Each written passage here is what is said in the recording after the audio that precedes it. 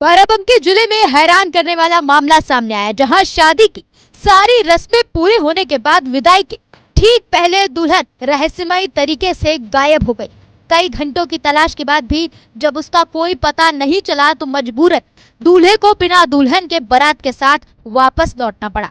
Sir अब मतलब बारात लेके इनके दरवाजे पे आए, 90 आदमी लेके आए, लेकिन अभी घर से यहाँ मतलब फरार हो चुके हैं, लेकिन अब सर नहीं ले जाएंगे। अच्छा, हमारा कहना यही है। हाँ। तो क्या लगता है कि किसी से दूसरे से प्यार करते थे क्या? हाँ जी, मतलब 2 बार घर से भाग चुकी है ये पल्लवी। हाँ। और आज हमको गांव में मालूम चला है। अच्छा। हाँ, जब ये पल्लवी आज फरार हुई तो सब लोग गाँव मतलब समझ के बताने लगे मेरे को। हाँ, हाँ। तो पल्लवी मतलब एक दूसरे ऑलरेडी बॉयफ्रेंड रह के उससे प्यार करती थी। अच्छा। हाँ, तो सर हमको धोखा दिया गया है।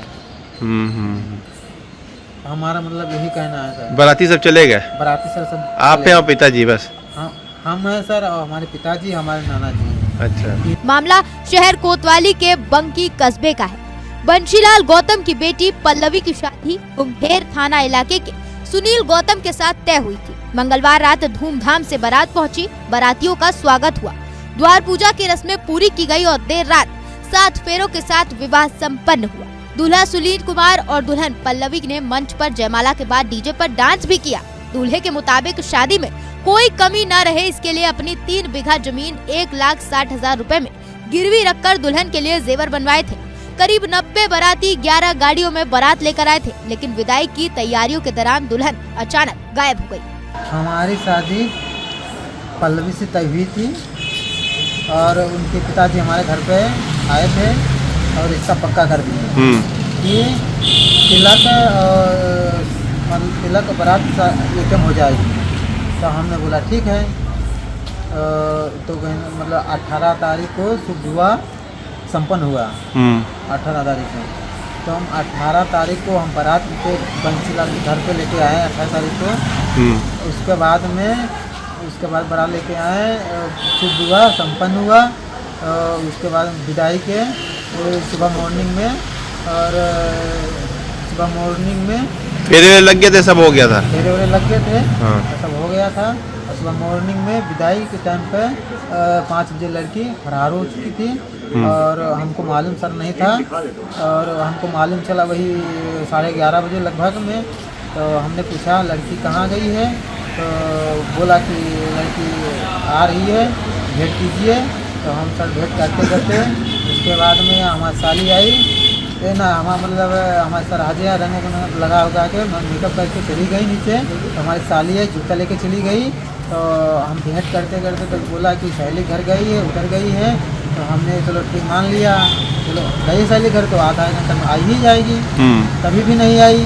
तो उसके बाद में ना हम उसकी साली से कहें कि भाई कलेवा नहीं खवाना, तो हमको जूते दे दीजिए, हम पहन ले, हम नंगे पर घूम रहे हैं, अच्छा नहीं लग रहा मेरे को। तो हम वहाँ से देखें यहाँ कोई पल्लवी है ये नहीं।